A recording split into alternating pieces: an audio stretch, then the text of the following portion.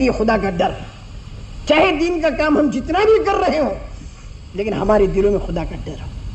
کہ اے خدا تیری شان کے مناسب ہم نہیں کر پا رہے، اے اللہ تو ہمارے قصوروں کو معاف فرما۔ یہ راتوں کا رونا، ہچکیاں مار مار کے آنسوؤں کا بہانا، یہی ہماری کشتی کو پار لگائے گا، اور اگر ہم لوگوں میں فخر آ گیا تو پھر گرفت کے خطرات ہیں دنیا میں بھی اور آخرت میں بھی۔ یہ بہت سوچنے کی چیزیں میں عرض کر رہا ہوں۔ حضرت عمر سے زیادہ متقی پرہیزگار کون ہوگا؟ لیکن آپ حضرت عمر رضی اللہ تعالیٰ عنہ کے حال کو دیکھیے۔ حضرت ابن ابی ملیکہ، امام بخاری رحمۃ اللہ علیہ تذکرہ فرماتے ہیں کہ ابن ابی ملیکہ ایک تابعی ہیں، وہ یوں فرماتے ہیں کہ میں 30 صحابہ سے ملا، 30 صحابہ سے، جو صحابہ سے ایمان کی حالت میں ملے وہی تابعی بنتا ہے، 30 صحابہ سے ملا، اور میں نے یہ دیکھا کہ ہر صحابی اپنے بارے میں منافق ہونے کا ڈر رکھتا تھا، اور پھر اس کے بعد میں فیصلہ دیا ما امینہ الا منافق وما خافہ الا مومن، نفاق سے جو اپنے آپ کو معمون سمجھے وہی منافق ہوگا، اور جو آدمی نفاق سے ڈرتا رہے وہ ایمان والا ہو۔ یہ فیصلہ دیا۔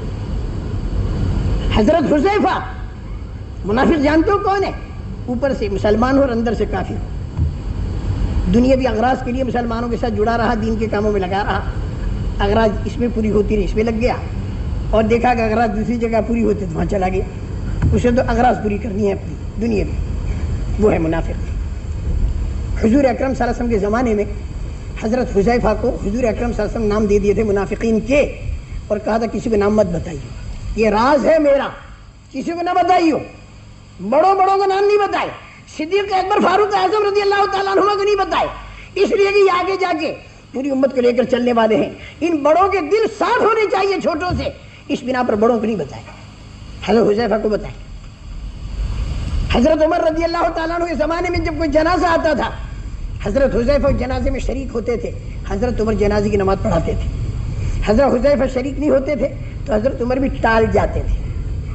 کیونکہ منافقین کے نام ان کے پاس تھے، تو خدا نہ خواستہ کہ منافق کا جنازہ نہ ہو۔ ایک مرتبہ حضرت عمر رضی اللہ تعالیٰ عنہ نے حضرت حذیفہ کے پاس جا کر یوں کہا کہ حذیفہ تیرے پاس منافقین کے نام ہیں،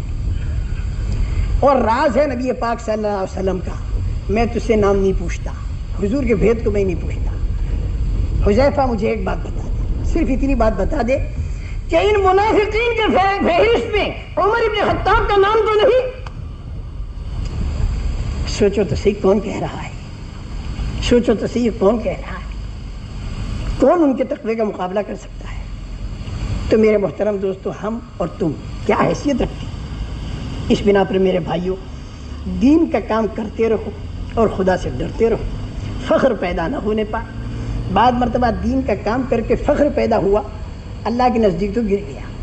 اور ایک آدمی گنہگار ہے اور اس نے دین کی باتیں سنی اور تنہائی میں ہچکیاں مار کے خدا کے سامنے رویا اور یوں کہنے لگا اللہ تو میری غلطی کو معاف کر دے، میں تیرا خطا کار بندہ ہوں، یہ تو تیر گیا اور وہ ڈوب گیا۔ اس بنا پر ہم سارے اپنے بارے میں فکر مند ہو جائیں، اللہ تعالی ہمارے اندر فکر پیدا کرے۔ تو اس بنا پر یہ جو آیتیں ہیں، انا اطعنا سادتنا وکبراءنا فاضلونا السبیل ربنا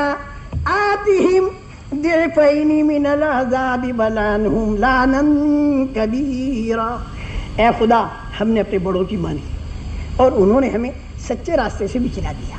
حضرت محمد صلی اللہ علیہ وسلم جس راستے کو لے کر تشریف لائے تھے، اے خدا اس سے ہمیں بچلا دیا، اس راستے پر ہمیں نہیں چلنے دیا، جو تجھ تک راستہ پہنچا تو اس پر نہیں چلنے دیا، لہذا اے خدا تم پر دگنا عذاب کر اور ان پر تیری لعنت برسا۔ تو کیا بڑے بھی ساتھ نہیں دے رہے، فرشتے بھی ساتھ نہیں دے رہے، شیطان بھی ساتھ نہیں دے رہا، خود بھی بھاگ نہیں سک رہے، جنتیوں سے کہیں گے کہ تھوڑا سا کھانا پانی ڈالو تو وہ بھی نہیں ڈال رہے، اللہ سے کہہ رہے کہ اللہ میاں ہمیں دنیا میں واپس کر، اب اچھے عمل کر کے آئیں گے، تو اللہ تعالیٰ بھی فرماتے ہیں اخسؤوا فیہا ولا تکلمون، ذلت کے ساتھ جہنم میں رہو، مجھ سے بات مت کرو۔ کیا مطلب ہوا؟ ارے دنیا میں میری طرف سے تم کو 5 مرتبہ روزانہ پکارا جاتا تھا، تم نے میری پکار پر ہاں نہیں کہی، آج تم کروڑوں سال مجھے پکارو گے، میں بھی تمہاری پکار پر ہاں نہیں کہوں۔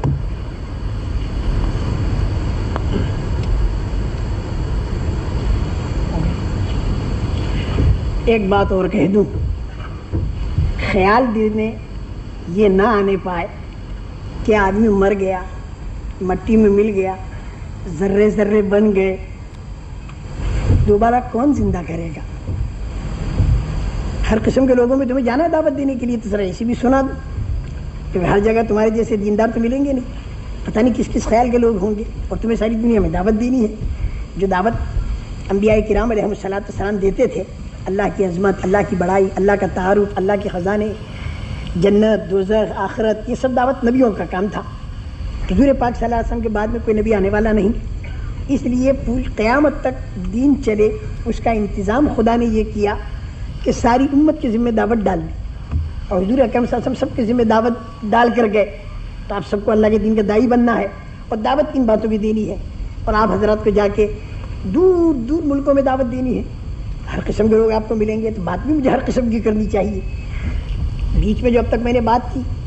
دین کا کام کرنے والوں کے لیے زیادہ مفید ہوئی۔ اب میں ایک آگے بات اور کہنا چاہتا ہوں، وہ یہ کہ چاروں طرف دنیا میں جاؤ گے تو آخرت کا تذکرہ بھی لوگ نہیں چاہتے، اور کہتے میاں چھوڑو، یہ بیکورڈ قسم کے لوگ ہیں، پرانے خیال کے، اونٹوں کے زمانے کی باتیں لا کے راکٹ کے زمانے میں کرتے ہیں۔ ارے میاں آدمی قبر میں چلا گیا، مٹی میں مل گیا، 2 سال کے بعد دیکھو تو ہڈی بھی نہیں ملتی، مٹی ہو گئی۔ اب ان سارے ذروں کو کون جمع کرے گا، کون زندہ کرے گا؟ اور